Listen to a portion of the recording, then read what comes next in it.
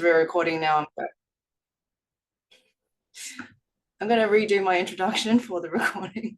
So my name's Jolyn Isabelo. Nice to meet you all. I have kindly been asked by Anupriya to run this office hours, and the topic is about churn, which I believe that every business is dealing with this, especially in the current economic environment. And in terms of my background, I have 20 years of work experience, 11 years in sales and operations, and 9 years of customer success in companies such as Zendesk. I was leading a team most recently at MongoDB for onboarding and scaled customer success, although I have work experience in enterprise and commercial as well. So thank you all for joining this call today. I think I'd love to kick it off with, churn, again, going back to the topic of churn. I think that what I've seen recently, that a lot of customer success organizations are moving, not just looking at churn, but looking at expansion and how to plug those gaps in the churn by doing expansions or other products, cross sells and upsells. And so I'm just kind of curious, and I open the floor to, I know Mary and Chandini, so thank you for supporting and joining, to really answer your questions today about churn and how I can help, because obviously I've been doing this for different types of industries and sectors. So yeah, I'd love to hear from anyone who wants to go first. This is an office hours, so don't feel like you need to be here for the whole 2 hours. You can, you jump in and out kind of thing. So maybe because Chandini came first, she can start with her question, and then she can feel free to drop off or stay, whatever works for you. Thanks, Jolyn. So I think one of the questions that I have is that currently I am taking care of South Africa market, which initially the business used to flourish a lot because there weren't a lot of players in the market. And also a lot of players did not give the ZAR currency. But now organizations are changing, but at my organization, the change hasn't happened.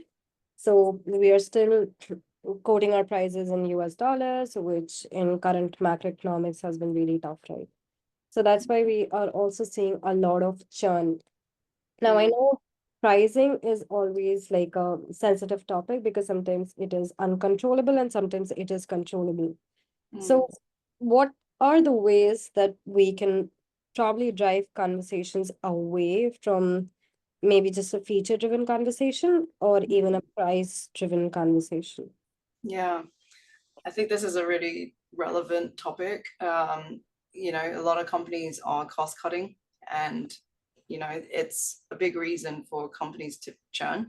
I was just curious, what has been like your methods currently, so I can be able to provide additional solutions to try to tackle that, because as you said, currency is something you may not have a lot of control on, but I'm just curious, have there been conversations there, or what have you been doing to move the conversation away from price point?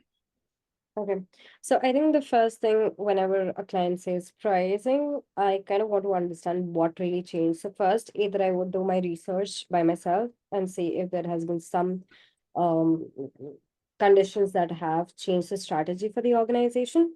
So if I can see any current financial reports or any current news, or if I can find any kind of information. If I don't, then I ask the customer to get on a call, and then I try to do a discovery and try to analyze if pricing is actually the real cost.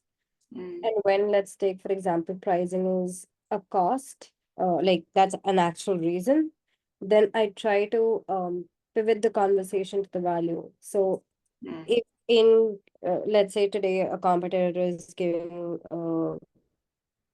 like at half the rate, then I try to show them in the next 3 years what could be the projected benefit that they would get if they stick with us, and also the current cost of switching to a new tool. Yeah. And training people on the current tool as well, right? So it might take 6 months away from them to actually implement the whole thing. Yeah. But I've realized even after going through all of these things with the customers, in the end, it doesn't work because they want an immediate solution right now. So how do I ensure that instead of just being very futuristic, we show a benefit in terms of now? Yeah.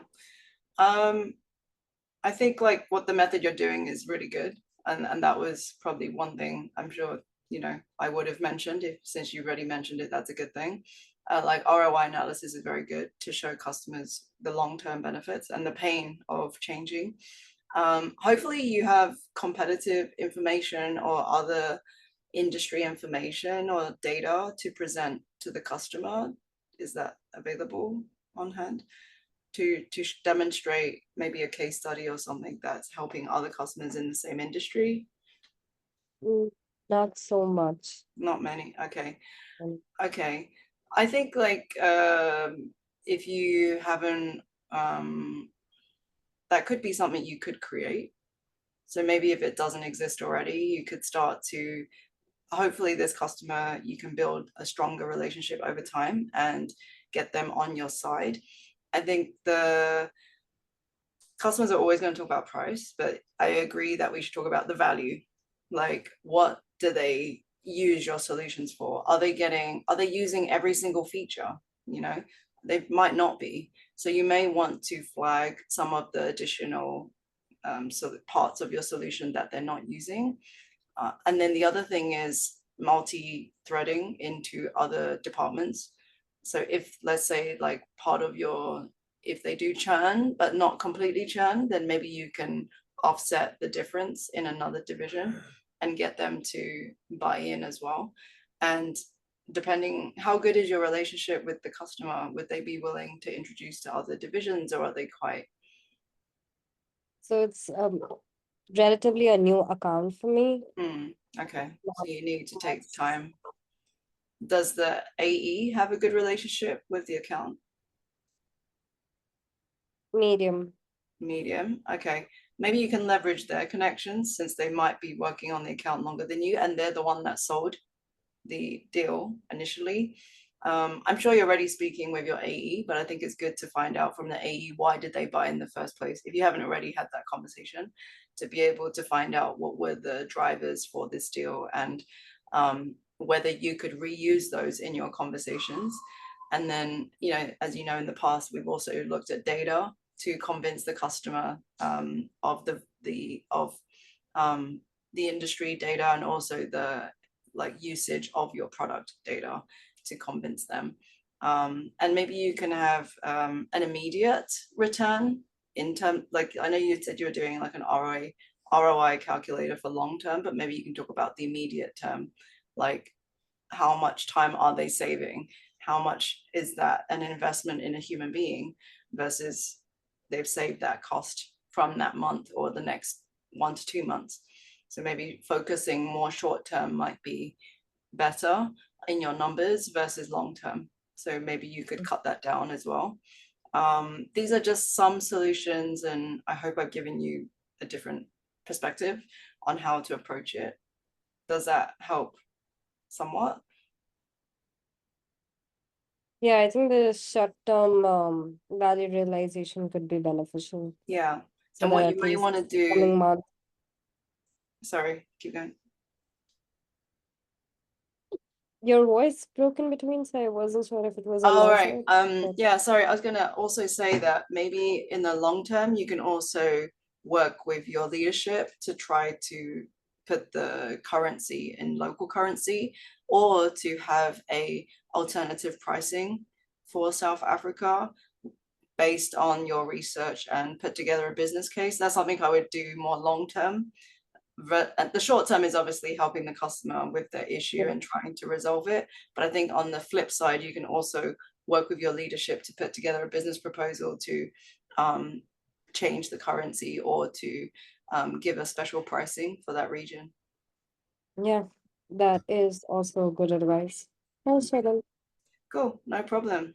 Yeah, you don't have to feel, as I said, feel free to drop off when you can, but thank you so much for your question and dialing in.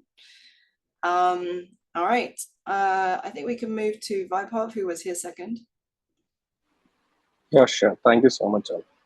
So yeah, what a question I have is basically we don't work in a module based platform, or we don't have a offering to the customers or SaaS tool which has module based subscription. It's kind of a project that we deal into through our SaaS tool.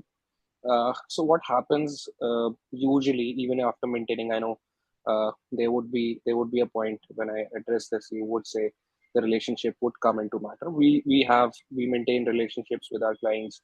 We regularly take conversations in head with them even after the project is done.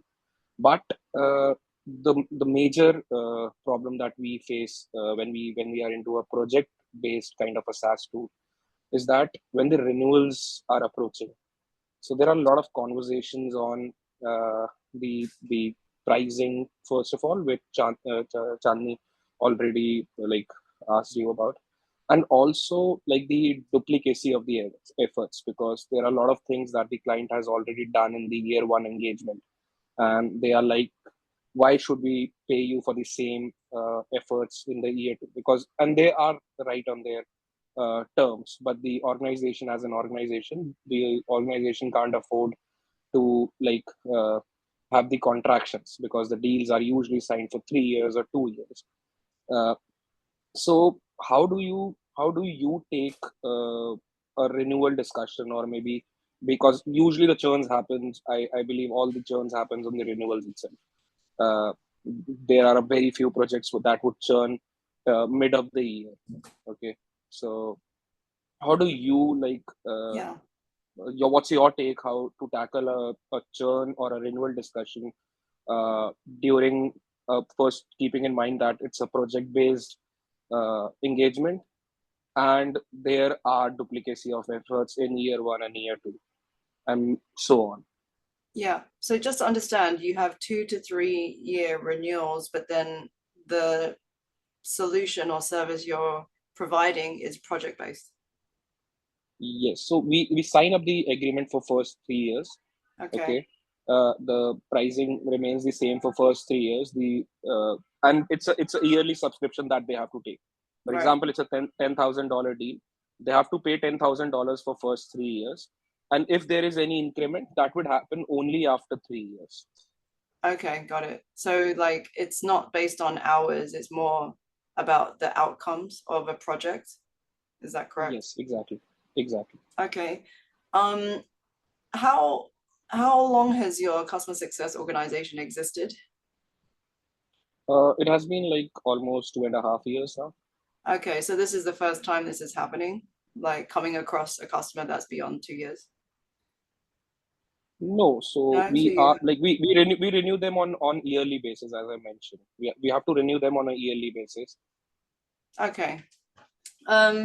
If I'm just curious, has this been an issue before, and how have people traditionally dealt with this? Because if they're customers longer, perhaps you have customers who are longer than 3 years. Has that come across before, or it's only coming up more recently?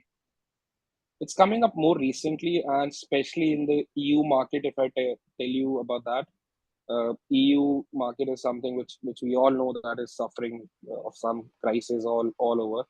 But yeah, majorly it's the EU market that we are facing into. APAC, US is something which is still we are able to handle, but Okay. EU is a bit pain point for us right now. Yeah. I think like something you need to think about are the projects that are going to go beyond the features or recommendations that you've been giving in the first 2 years.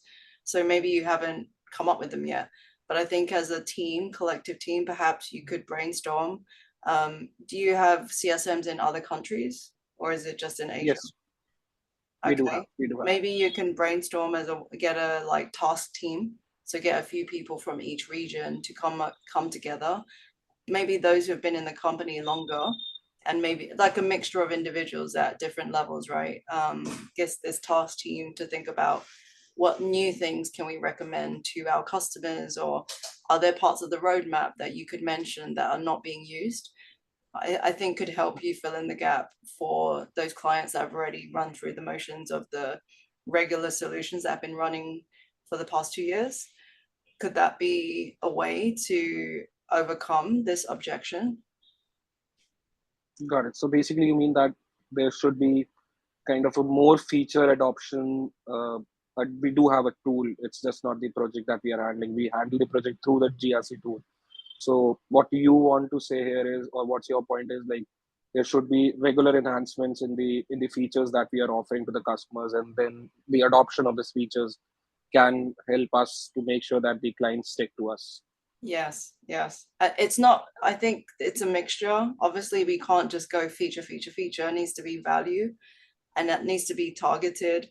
So maybe, you know, let's say at a business level, the customer wants to bring in, I don't know, bring in more revenue, like most companies. But let's say that they want to bring in X amount of revenue from a certain industry or whatever it may be. So maybe then you need to tailor some more like advanced recommendations or projects for this particular industry, or those kind of requests that you're getting a lot of these kind of objections from. Perhaps are they coming from similar types of industries or type of customers? Can you group them in a way? That's what I'm trying to say. No, not like No, a so it's kind specific of like industry, to be honest. okay, so it's from any industry, any country. That's what you're saying. Yeah. Then I think like we need to obviously produce different kind of enhancements that haven't been spoken about in the past and use those in the conversation to drive. And obviously it needs to be linked to the value that they're going to get from your service. That would be my recommendation on one possible way of trying to overcome it. I think the other thing is that I'm not sure about you, but in a lot of companies, they generally keep the price the same every year. Are you guys also doing that, or are you increasing it? So we do it as I mentioned, like for the first 3 years, the price remains the same. But then on the next year, do you add more or do you price the same? After 3 years, yes, we will be changing the prices. Right now, those that phase of the organization has not still approached. But yeah, for example, you signed up in 23-24 with us. It's $10,000. In 24-25, it will remain $10,000, and for the subsequent year as well. But yeah, it will change after 3 years. Okay, so it'll increase slightly, let's say, or increase by a certain amount. Yes, we will increase after 3 years. That will be 7.5% increment. Okay.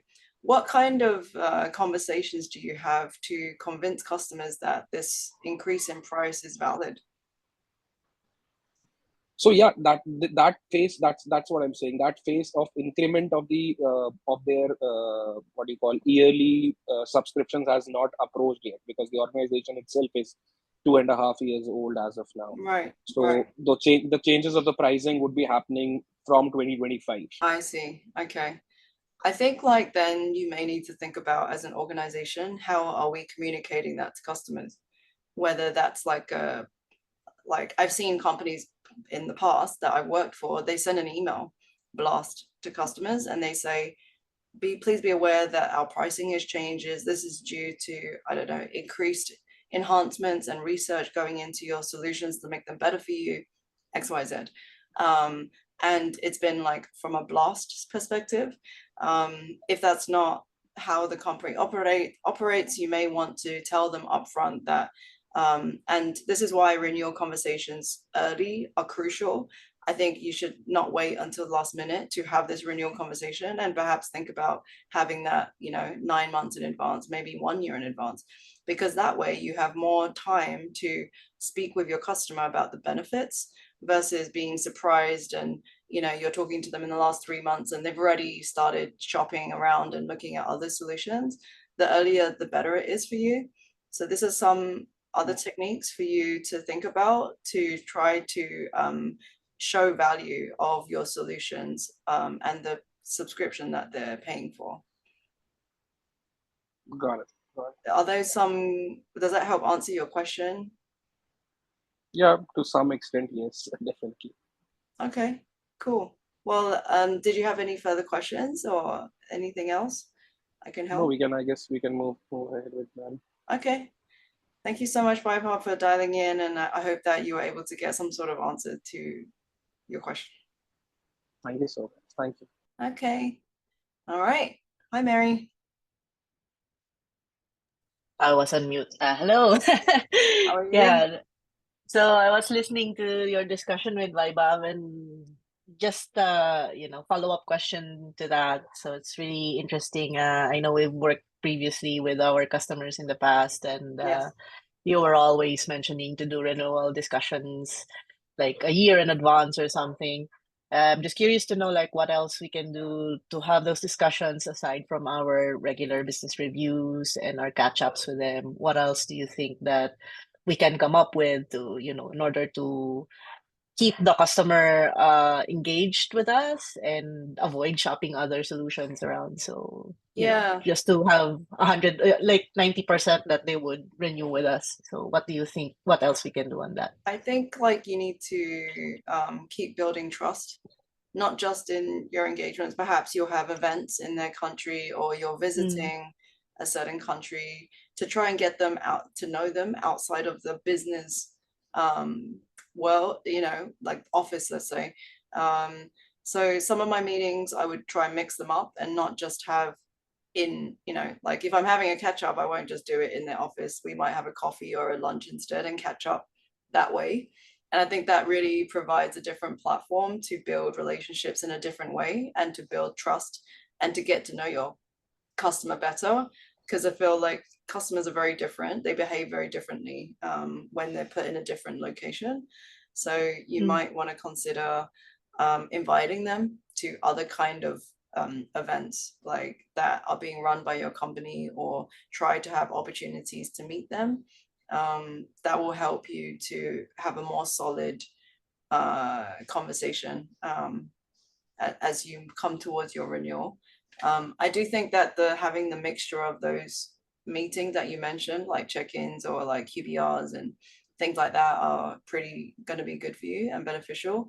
But you do need to mix it up a bit and have other kind of meetings, and then hopefully that works for you. So yeah, I think another question to that is, how do you prevent overdoing that kind of establishing too much personal relationship, I guess? Because I read some post in LinkedIn, like this CSM who has a really great relationship with their customer, like they're really, really close outside of work.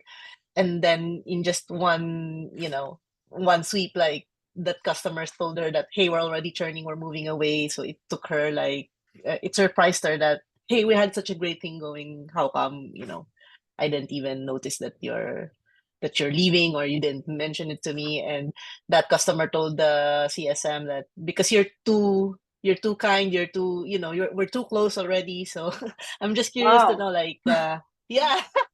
Okay, I've that never was the heard that reasoning. Like, one. yeah, he was too shy to inform the CSM because they were already like friends already, and he's I not see. the type that's confrontational. So I'm like curious. So like, how do we draw boundaries? Like, up to what line do we, so that to avoid that kind of situation? I think with like our customers. Yeah, of course, every person's different. I think there's no kind of like set thing, like you can only meet them outside of work X amount of time. There's no like kind of, like subscription to this as such. I think you can kind of tell yourself when you're starting to go in the boundary of becoming too close. And I think that actually it's not a bad thing that you become friends with your customer, but I think you need to still maintain the professionalism and business level of, engaging with them. So personally, I became friends with my customer, but I never met them in the evening, if that makes sense. And we never had, we didn't happen to have any dinners together, or most of our meetings were at lunch or coffee. You might have a drink or two of them, but you know what I mean? It was very much business. So I think when you start to feel that you're going beyond, then I think you can check yourself whether it's appropriate.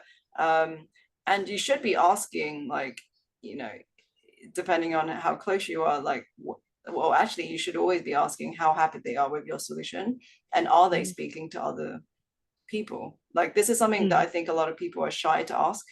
Like, they don't want to ask, are you looking at other solutions and things like that? But I think it's okay to ask openly, how are you finding the solution so far? Is there anything further that, you're looking out for? Or what are you looking for when you're looking for other solutions? Is there something missing from our solution? I need this feedback so I can make my solution better or more tailored to you. So I think, yeah, I hope that kind of gives you some Yeah. sense for, it's a very hard question It because is. it depends on the individual. Of course. How close. I just want to know like how you would view it, what your approach would Yeah, be. like Because, I mean, like I'm happy to meet my clients. I mean, we are Mm. friends. I'm friends with some of them still, and like I meet them. I might, you know, meet up casually, but it's not like a very frequent thing. And and it really, you will know, I think, from the, you know, from your own kind of spidey sense, like how it's going. So I like the term spidey sense. yeah, yeah, Yeah. yeah. So yeah, we'll kind of give you that warning, right? Yeah, it should. Going beyond. Yeah. But yeah, any other questions I can help? You mentioned about that. So I'm actually planning a business trip to Maldives next week. So I Nice. might put something like a little bit personal to do with the customer I on the see. agenda. So Yeah, thank yeah, you nothing wrong with for the that. tip. Yeah. Yeah, you're already Yeah. there, so you might as well Mm. get to know them on a personal level. So Yeah. That's cool. it. Thank you. Thank you so much. Thanks so much, Mary. Take care. Have a good trip. Yeah, thank Have a you. good I time. have to drop off. So No problem. hey, Feel free Reginald. to. I see Reg. Take care. Hey, Take Julie. care. Okay, bye-bye. Hi, Reg. How are you doing? Oh, you're just about to go. Doing good, thanks. How about you? Yeah, good, thanks. I already did my intro and oh, there's some funky noises. Yeah. Fine. Vibe off, is that yours? Yeah, okay. Yeah, so this is office hours, Reg. You can feel free to ask your question. I've already done my introduction. We know each other, so I think that makes life easier. But anything, what's your question? How can I help? Yeah, hello. Let me just turn on my camera. There you go. Okay. Yeah, just I guess like some of the usual challenges that I'm encountering, like it's like how would it be easier to talk about churn or like to talk about like contraction in a way that's very casual. You know how as Filipinos, we're very shy more often than not and less assertive. So I'm generally just how to be more assertive when it comes to those kind of conversations, I guess. Yeah. How are you doing it right now? So currently, it's mostly like how I've learned from you, like being being alert in terms of like churn contraction, like signals, and then being upfront and transparent about it is what I usually do. Just saying that we generally just like to be able to do health checks every now and then, being being prepared if there's like any trend contraction that's happening, being on top of like account management and such. So those are the what I generally use, but if there's like any other techniques perhaps. Yeah, you're doing a lot of good stuff already. I think to make sure that you are asking directly as well. Like it sounds like a lot of things you're doing already are kind of helping the customer, but I think that depending on the size of customer and how long the sales cycle is, you should start asking as soon as possible. How are you getting on with the renewal? How are you finding the solution? Are you enjoying it? Is there anything that's missing? Or even asking, have you been looking at other providers? And if so, is there anything I can do to help you understand that? So I think that would be some tips of how I think you can ask things directly. You don't need, especially if you have a good relationship with the customer, they're usually quite willing to share this kind of information. So yeah, that would be my kind of additional to what you're already doing, which is a lot of good stuff either way. I think as you're starting to like for certain accounts, you may need to do more stakeholder management, making sure you're speaking to more departments in one organization and helping the salesperson do the expansion. See, I don't see a lot of CSMs may not do that, but I think it helps you at the end of the day, because then they're more likely to renew if you've infiltrated as such an organization where possible. Did that answer your question, or did you want more?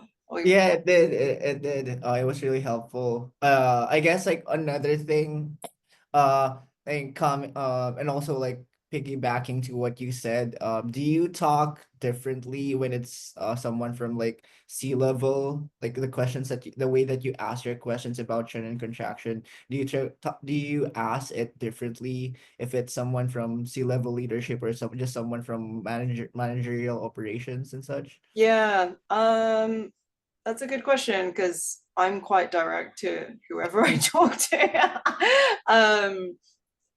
I think you may take on a like more softer tone when you're speaking to C-level, but respectful at the same time. And I think I might be a bit less direct with a C-level versus someone on the team. I would still be direct, but I think I would do it in a respectful way.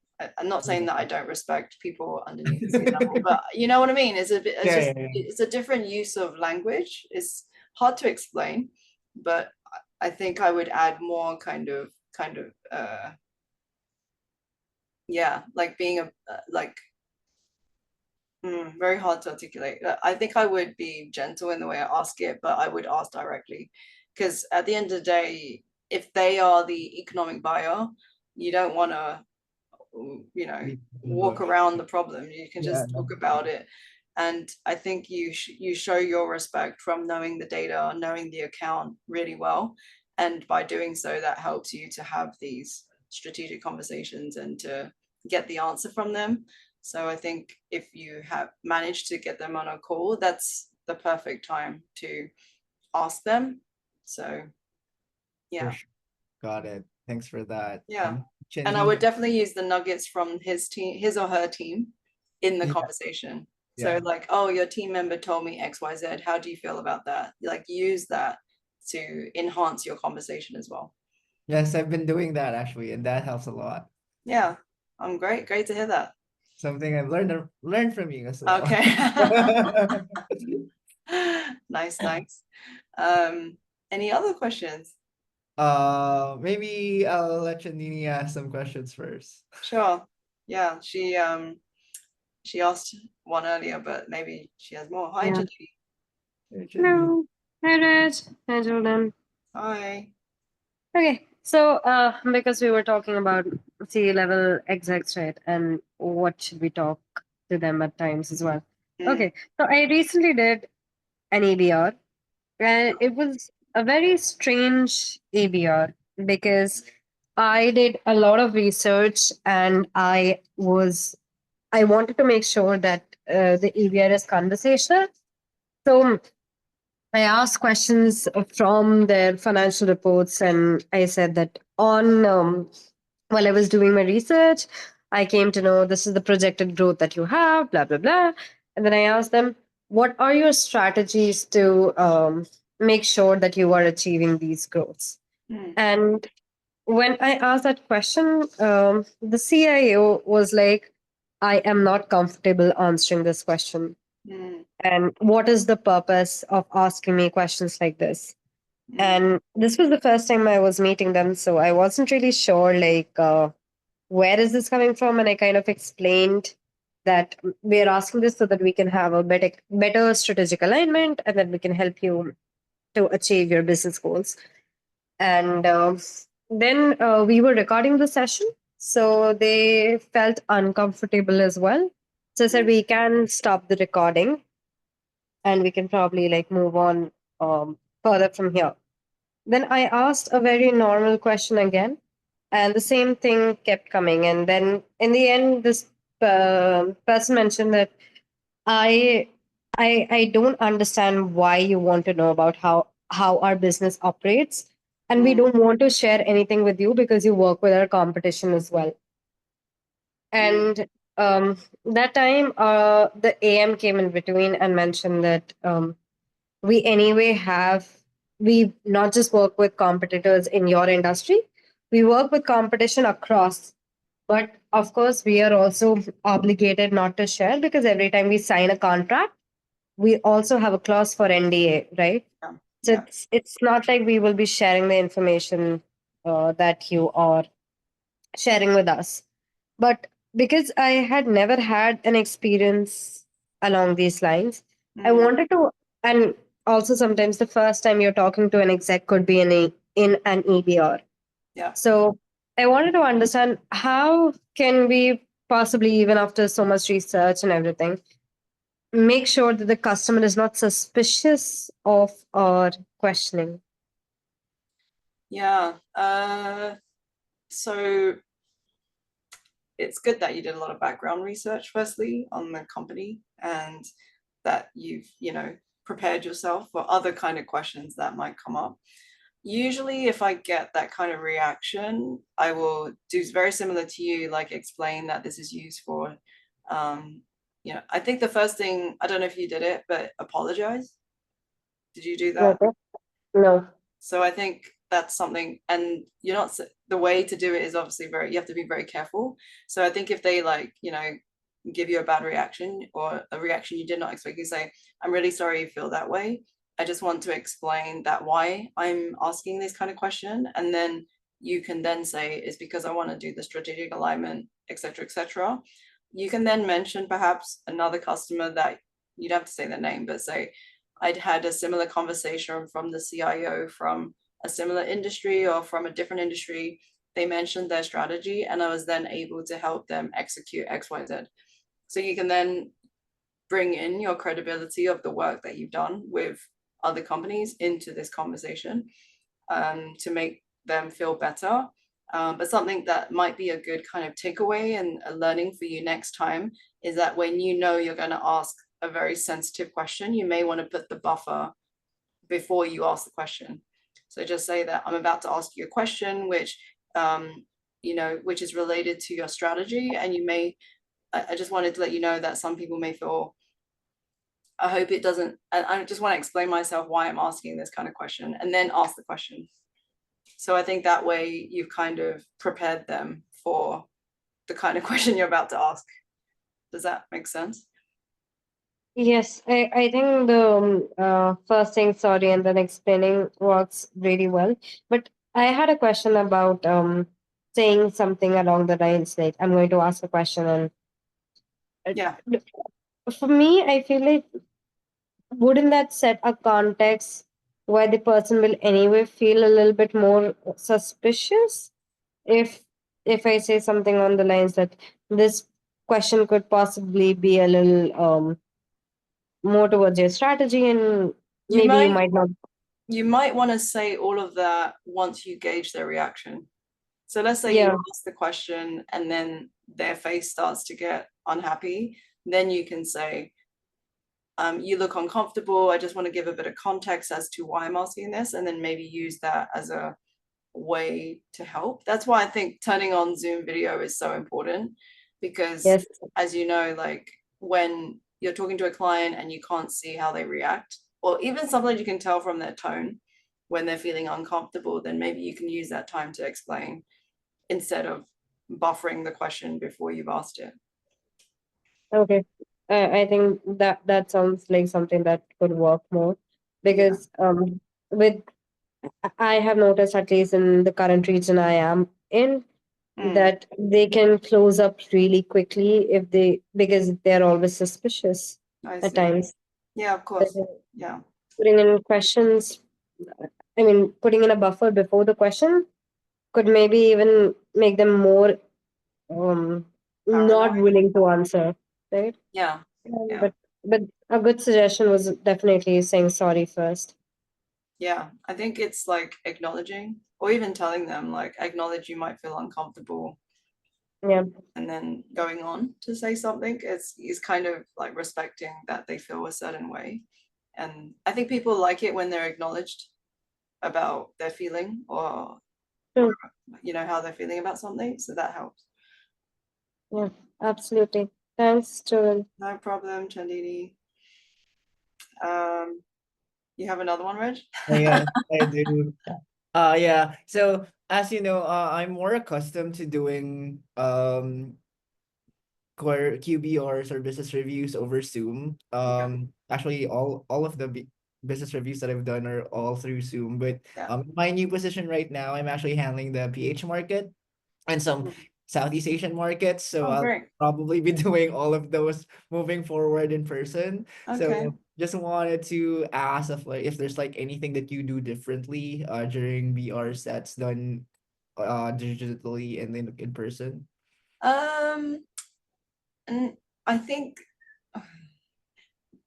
well, what I would usually do is like, this is kind of like a Japanese style, but like everyone from the company sits in one line, and then everyone from the client side sit on the other side.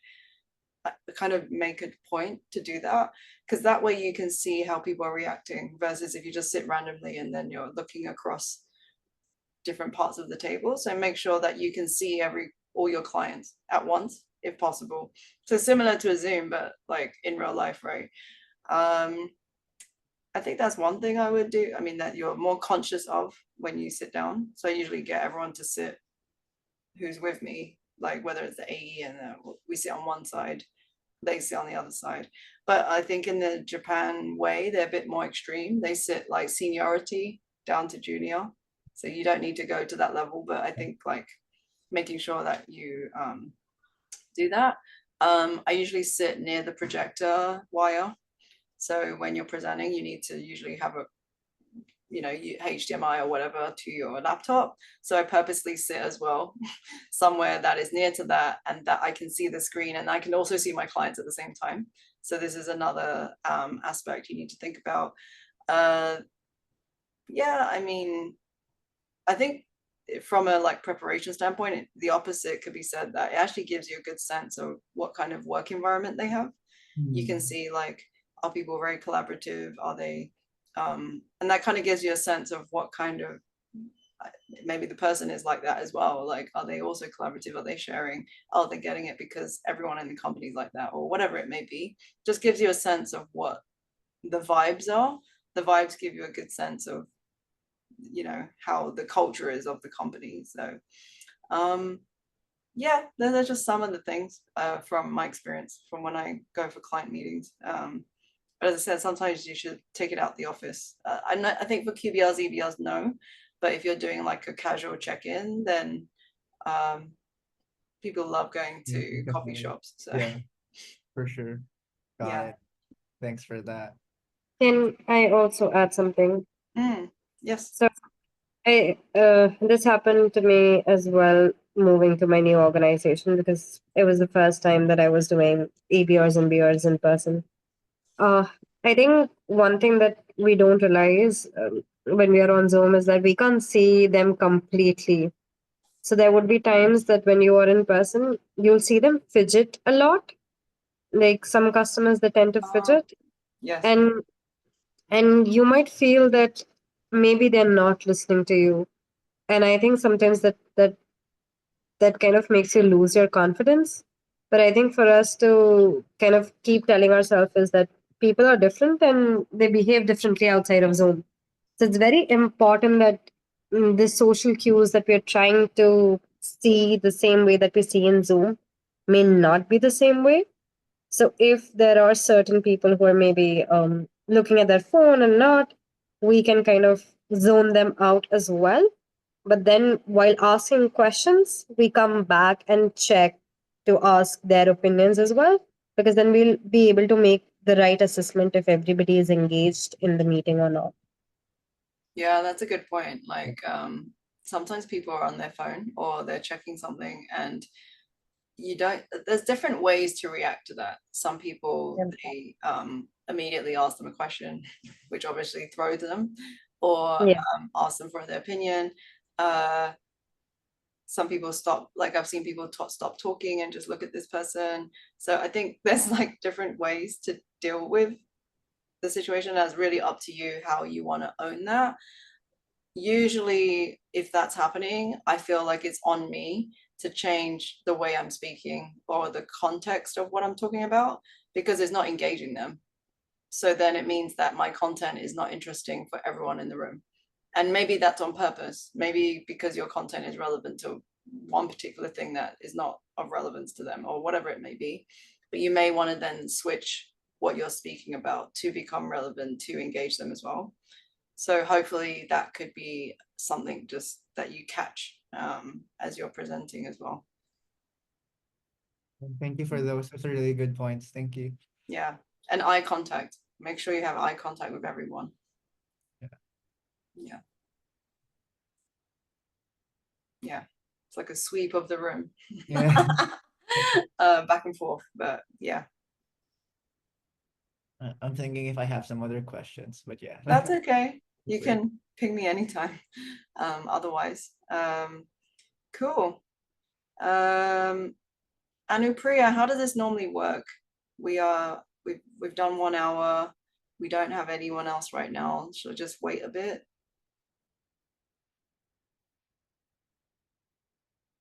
You're on mute. My bad. No, I believe there was miscommunication on the meeting details, and people. I believe I'm not sure if they would be able to join now. So yeah, if everyone is done with their questions, we can wrap up. Yeah. Yeah. I had prepared some random stuff just as an FYI, and maybe this is a good Okay. educational, just maybe for the 2 people who know me very well. So I just talked about what is gross revenue retention across what I've seen so far in different companies. So what I've seen as good to great, I guess, is 90 to 98% for dedicated CSMs. And in scale team, I've seen 85 to 90% for there. And obviously because they have less time to influence or interact with customers, that's generally what I've seen. What I'm also seeing is some organizations using NRR, net revenue retention. So that is more measurement looking at the expansion of your existing accounts versus GRR, which is what a lot of companies are using right now. And I think when I put topics of like tackling churn, it's like, how do we reach trusted advisor status, which is such the common term for customer success. And so when I'm thinking about trusted advisor, I think we talked about it. Like I think I talked about it with most of you. It's about building trust with your customer and how can we get them to share with us what's going on in their world, over time. And I think that needs to be done very consciously and carefully, so that you don't go beyond. And because Mary was asking about when you become too close with your customer that they actually churn because you became friends and they didn't want to tell you. So that was what she was saying. Yeah, so those were just some bullets I added just from a knowledge standpoint and just to let you guys know what's going on. But thanks so much for coming in and the thoughtful questions. I really appreciate it. We can wrap up here.